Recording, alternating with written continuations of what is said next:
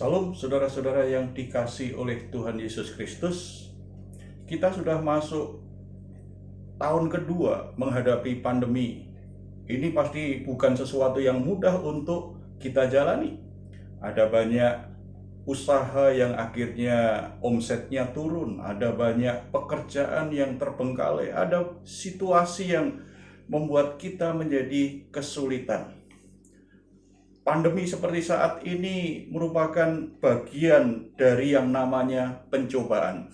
Kita sudah mengerti tentunya bahwa ada dua pencobaan yang dikatakan oleh Alkitab. Yang pertama adalah berupa latihan atau ujian iman.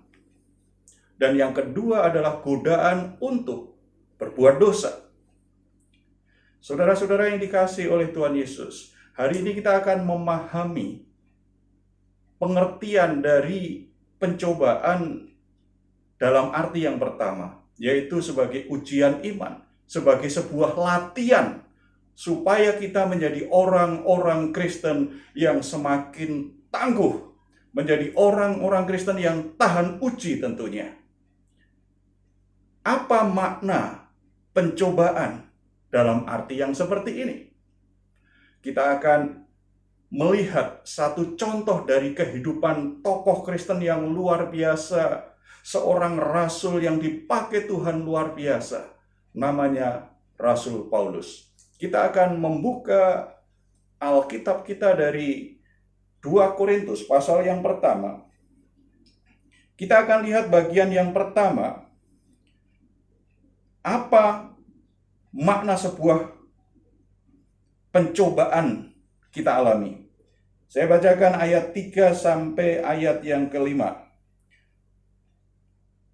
Terpujilah Allah Bapa Tuhan kita Yesus Kristus, Bapa yang penuh belas kasihan dan Allah sumber segala penghiburan, yang menghibur kami dalam segala penderitaan kami, sehingga kami sanggup menghibur mereka yang berada dalam bermacam-macam penderitaan dengan penghiburan yang kami terima sendiri dari Allah. Sebab sama seperti kami mendapat bagian berlimpah-limpah dalam kesengsaraan Kristus, demikian pula oleh Kristus kami menerima penghiburan berlimpah-limpah. Saudara-saudara yang dikasihi oleh Tuhan, seringkali ketika kita mengalami situasi yang sulit, situasi yang berat, seperti yang dialami oleh Rasul Paulus, sebagai seorang hamba Tuhan, ternyata tidak bebas dari masalah. Dia alami situasi yang sungguh-sungguh memedihkan batinnya, secara psikis maupun secara jasmani. Dia alami penderitaan yang begitu berat dalam perjalanan pelayanannya. Dia mengalami situasi apa yang disebut dengan kelaparan. Dia tahu artinya dalam bahaya, dalam kematian. Dia mengalami artinya dibenci orang, ditolak orang. Tidak mudah untuk dijalani. Tetapi ketika dia mengalami pencobaan, ternyata dia berhasil melewatinya. Dia berhasil melewati latihan-latihan kehidupan yang Tuhan berikan kepada dia. Peristiwa-peristiwa yang Tuhan izinkan terjadi menimpa hidupnya sebagai sebuah latihan agar dia bisa mengerti makna dari sebuah pencobaan. Dan dia bertahan, berhasil berkemenangan melewati pencobaan-pencobaan tersebut. Dari ayat yang barusan kita baca, kita tahu makna pertama dari pencobaan adalah menjadikan kita bisa lebih mengenal siapa Tuhan yang kita sembah. Membuat kita lebih mengenal Bapa di surga yang mengasihi. Rasul Paulus setelah melewati berbagai macam pencobaan, ujian iman yang begitu berat, akhirnya dia bisa berkata, terpujilah Bapa yang memberikan penghiburan. Terpujilah Bapa sumber penghiburan itu, yang sudah melimpahkan penghiburan di dalam kehidupanku. Saudara-saudara yang dikasihi oleh Tuhan Yesus, seringkali dalam perjalanan hidup kita sebagai orang Kristen, kita mengerti banyak ayat. Kita tahu banyak tentang siapa Tuhan, bagaimana Tuhan. Tetapi seringkali itu hanya sekedar pengetahuan. Kita tidak sungguh-sungguh mengalami kebenaran firman Tuhan yang kita mengerti. Mengenal berbeda dengan mengetahui. Kalau mengenal itu berarti kita tidak hanya punya hubungan pribadi dengan Tuhan, tetapi kita mengalami betapa luar biasanya pribadi Tuhan dalam hidup kita. Kita mengalami rasanya dikasihi Tuhan. Kita mengalami bagaimana ditolong Tuhan. Kita mengalami bagaimana dihibur oleh Tuhan. Kita mengalami bagaimana kuasa Tuhan bekerja di dalam kehidupan kita. Sehingga ketika berbicara tentang penderitaan yang dia alami, ujian iman yang dia alami, Rasul Paulus mengawali suratnya ini dengan berkata apa? Terpujilah Allah Bapa kita, sumber segala penghiburan. Saudara-saudara, di Alkitab ada satu contoh bagaimana orang melewati pencobaan yang begitu berat, berupa ujian iman yang begitu berat, yaitu Ayub. Alkitab mengatakan bahwa Ayub orang yang benar di mata Tuhan. Tetapi Tuhan izinkan dia mengalami yang namanya pencobaan. Ayub orang yang sukses. Bisnisnya luar biasa sukses. Anak-anaknya baik, keluarganya baik. Keluarga yang ideal, kehidupan yang ideal. Diberkati Tuhan dan berlimpah dengan berkat Tuhan. Orang yang mengasihi Tuhan, orang yang ideal sekali. Tetapi ada masa di mana Tuhan izinkan Ayub untuk melewati yang namanya ujian iman. Pencobaan berupa kehilangan segala sesuatu yang dia miliki. Dalam sekejap anak-anaknya meninggal dunia.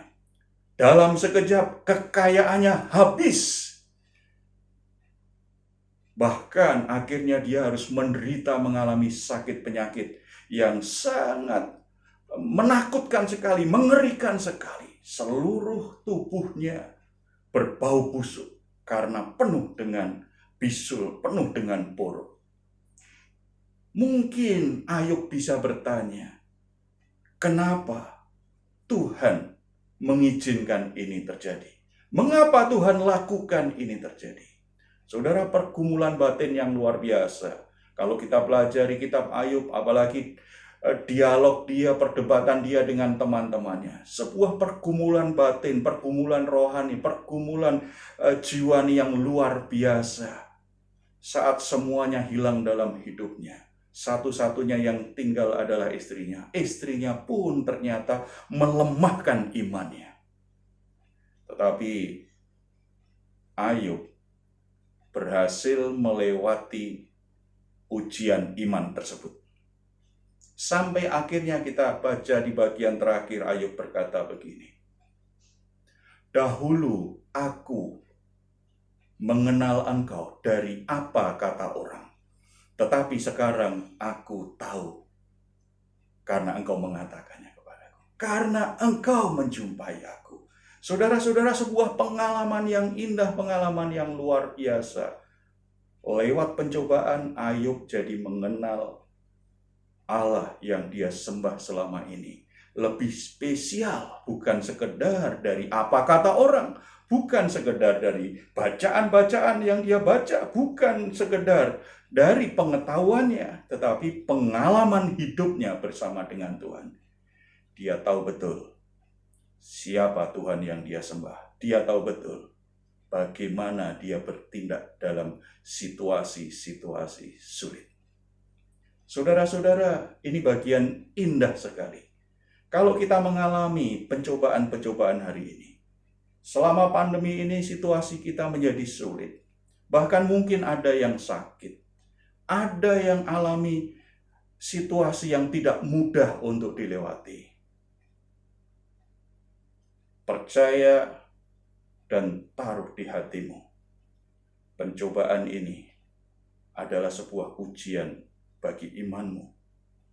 Tidak selamanya Tuhan akan datang menghampiri. Saudara, jadikan situasi sulit akhir-akhir ini sebagai sebuah kesempatan kita mengalami secara pribadi kehadiran Tuhan dalam hidup kita. Kenali bagaimana Dia mengasihi kita. Kenali bagaimana Dia sungguh-sungguh bisa kita percaya. Yang kedua kita baca ayat yang kelima sampai ayat yang ke-6 sampai yang ke-7. Jika kami menderita, hal itu menjadi penghiburan dan keselamatan kamu. Jika kami dihibur, maka hal itu adalah untuk menghibur kamu, sehingga kamu beroleh kekuatan untuk dengan sabar menderita kesengsaraan yang sama seperti yang kami derita juga. Dan pengharapan kami akan kamu adalah teguh, karena kami tahu bahwa sama seperti kamu turut mengambil bagian dalam kesengsaraan kami, kamu juga turut mengambil bagian dalam penghiburan kami. Saudara-saudara, yang kedua, makna dari pencobaan adalah melatih kita, menyiapkan diri kita agar kita bisa jadi berkat bagi orang lain. Paulus mengalami penghiburan dari Allah. Paulus mengalami bagaimana pertolongan Tuhan. Paulus merasakan bagaimana hatinya dipenuhi dengan penghiburan yang dari Tuhan, sukacita yang dari Tuhan. Apa yang dia terima dari Tuhan, apa yang dia alami dari Tuhan, itu menjadi sebuah sarana agar hidup kita menjadi kehidupan yang berarti, bernilai, tidak sekedar rutinitas semata. Saudara-saudara, salah satu hakikat dosa apa? Membuat manusia semakin fokus pada dirinya sendiri. Yang penting aku, yang penting aku, yang penting aku. Bahkan ketika kita datang kepada Tuhan pun seringkali juga berpikirnya hanya diri kita. Aku ibadah dapat berkat apa? Aku melayani dapat berkat apa? Manusia cenderung berpikir berpusat pada diri sendiri. Seringkali orang Kristen menjadi lupa bahwa hidupnya diselamatkan Tuhan supaya Tuhan bisa menjadikan dirinya saksi-saksi Tuhan. Hidup kita diberkati Tuhan supaya kita bisa jadi berkat bagi orang lain. Kita semua adalah orang-orang yang beruntung karena di dalam Yesus Kristus tidak hanya diselamatkan dari murka Allah, tetapi kita adalah anak-anak perjanjian. Ada penyertaan Allah yang tidak pernah berakhir. Ada kasih karunia Tuhan yang berlimpah-limpah, menyediakan semua kebutuhan kita. Menyediakan jalan keluar untuk semua masalah-masalah kita. Kalau kita sudah diberkati, untuk apa?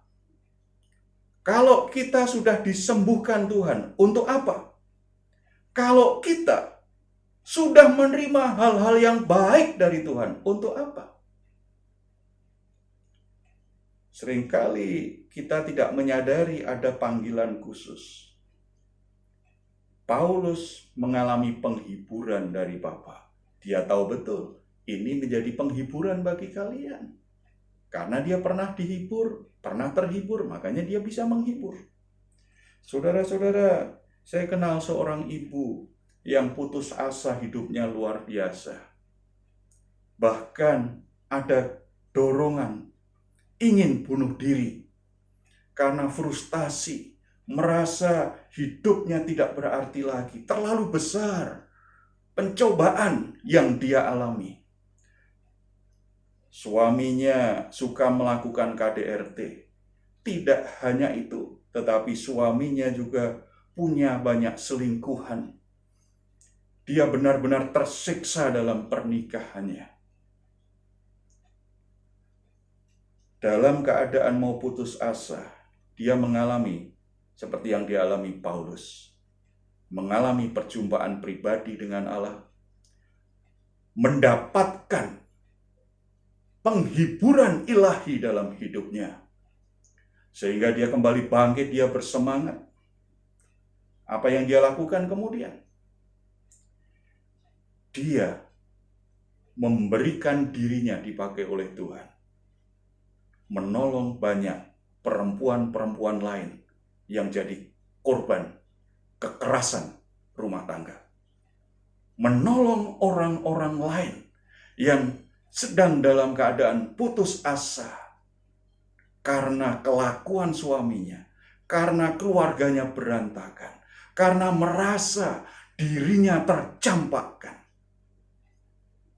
Ketika Tuhan sudah memulihkan ibu ini, dia memberi diri dan akhirnya dipakai untuk jadi berkat bagi banyak orang. Saudara-saudara, jangan larut dengan situasi sulit. Jangan hanya fokus pada situasi sulit yang sedang saudara alami. Ini dialami oleh semua orang, situasinya memang sulit. Tetapi di dalam Kristus ada yang berbeda. Di dalam Kristus ada pengharapan. Di dalam Kristus ada kebaikan ilahi di balik semua penderitaan, di balik semua pencobaan yang sedang dialami oleh orang seluruh dunia saat ini. Tidak hanya menjadi kesempatan kita mengalami kehadiran Allah, mengenal Allah, tetapi Tuhan akan pakai kita. Tuhan sepertinya sedang memberi kita latihan yang panjang. Sampai akhirnya nanti ketika situasi sulit ini semuanya berakhir, kita menjadi orang-orang yang akan dipakai Tuhan menjadi berkat bagi banyak orang. Menjadi pekerja-pekerja Kristus, menjadi penjala-penjala jiwa, menjadi saksi-saksi Kristus. Ada banyak pengalaman bagaimana Tuhan mengasihimu, itu akan terjadi. Jadi jangan hanya fokus pada situasi sulitnya. Jangan hanya fokus pada pencobaannya, tetapi kebaikan, keindahan, karya ilahi apa yang Tuhan sedang siapkan dalam hidupku. Yang ketiga, kita baca ayat yang ke-8 sampai 11. Sebab kami mau, saudara-saudara, supaya kamu tahu akan penderitaan yang kami alami di Asia Kecil. Beban yang ditanggungkan atas kami adalah begitu besar dan begitu berat, sehingga kami telah putus asa juga akan hidup kami. Bahkan kami merasa seolah-olah kami telah dijatuhi hukuman mati. Tetapi hal itu terjadi supaya kami jangan menaruh kepercayaan pada diri kami sendiri, tetapi hanya kepada Allah yang membangkitkan orang-orang mati. Dari kematian yang begitu ngeri, Ia telah dan akan menyelamatkan kami. Kepadanya kami menaruh pengharapan kami bahwa Ia akan menyelamatkan kami. Karena kamu juga turut membantu mendoakan kami, supaya banyak orang mengucap syukur atas karunia yang kami peroleh berkat banyaknya doa mereka untuk kami. Saudara-saudara, perhatikan ayat yang ke-8. Kami mau, saudara-saudara, supaya kamu tahu akan penderitaan yang kami alami di Asia Kecil, Beban yang ditanggungkan atas kami adalah begitu besar, begitu berat, sehingga kami telah putus asa juga akan hidup kami. Bukan situasi yang mudah yang dialami Paulus ini ternyata. Begitu berat. Nyawanya terancam. Situasinya begitu menakutkan. Penderitaan yang begitu sulit untuk dilewati. Sampai dia merasa sudah divonis mati. Sampai dia merasa putus asa.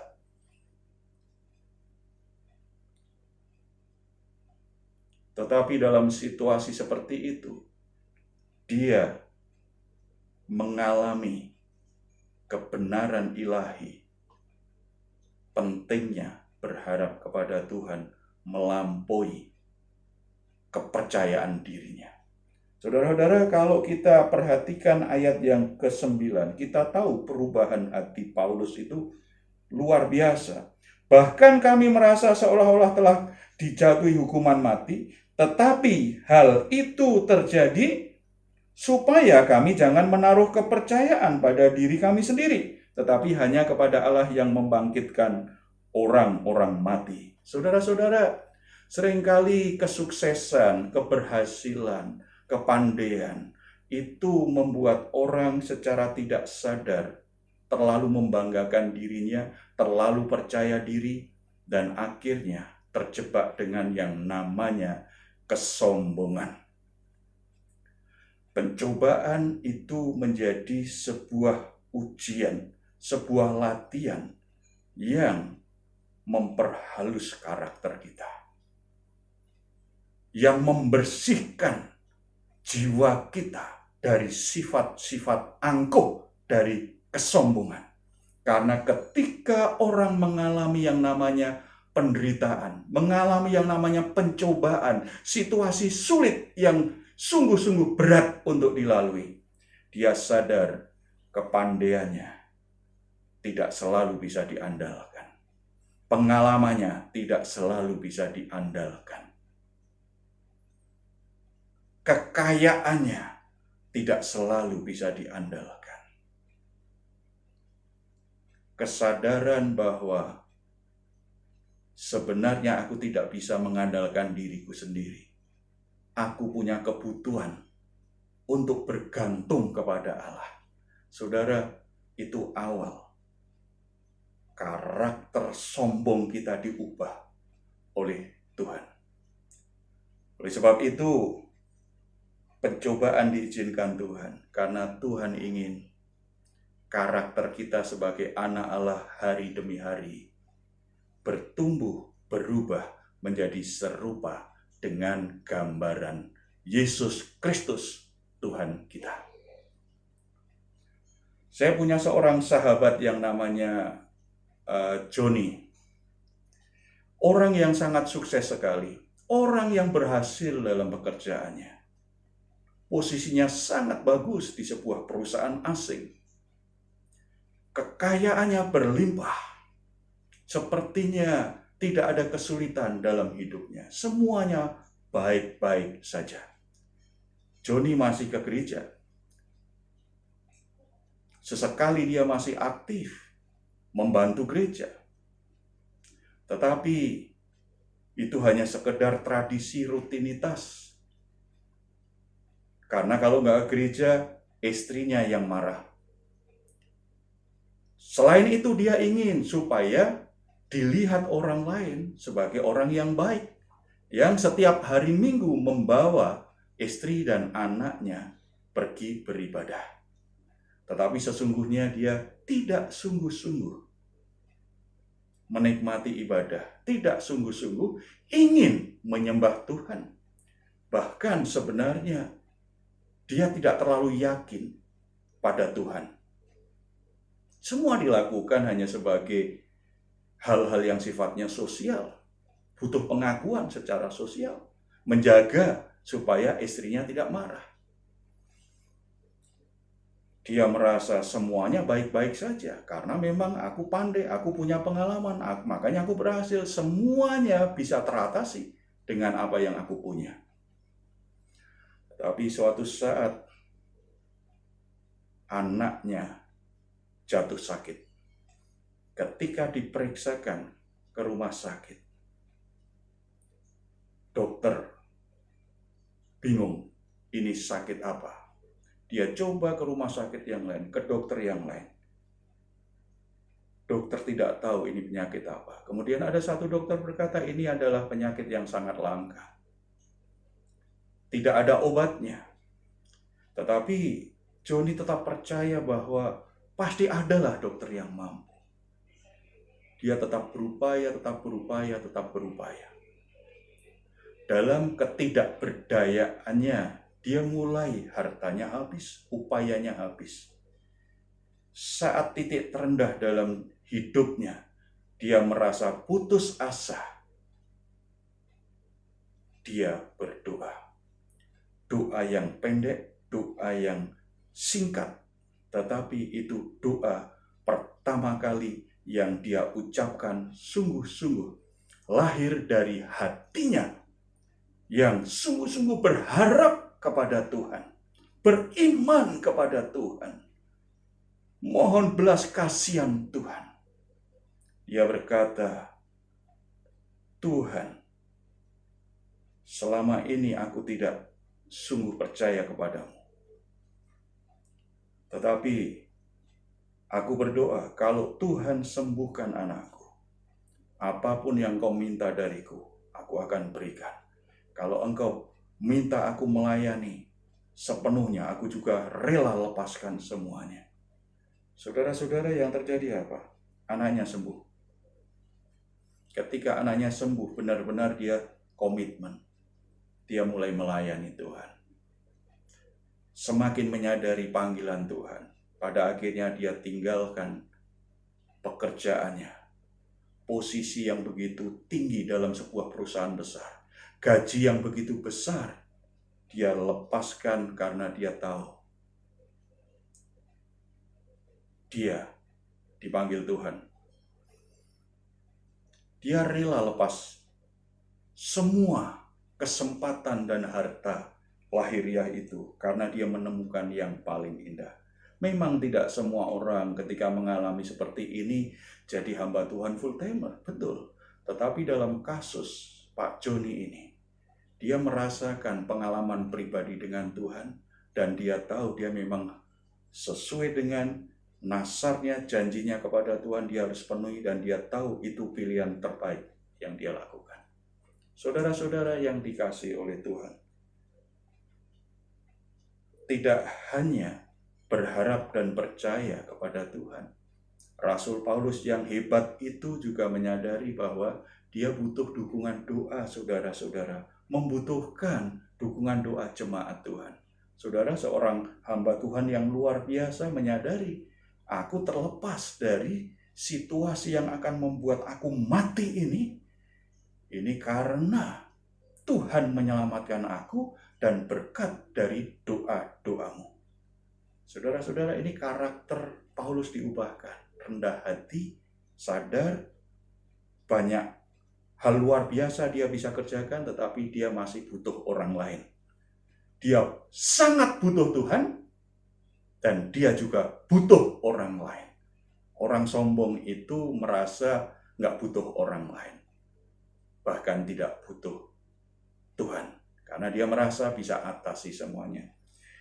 Ini pencobaan yang akan memperhalus hati kita, memperhalus karakter kita, mengubah pikiran kita yang angkuh. Akhirnya kita datang ke tatah kasih karunia Allah. Di kemudian hari makanya Paulus bisa berkata apa? Kalau aku mau bermegah, aku akan bermegah dalam kelemahanku. Karena dalam kelemahan kuasa Tuhan nyata. Karena kasih karunia Allah cukup bagiku.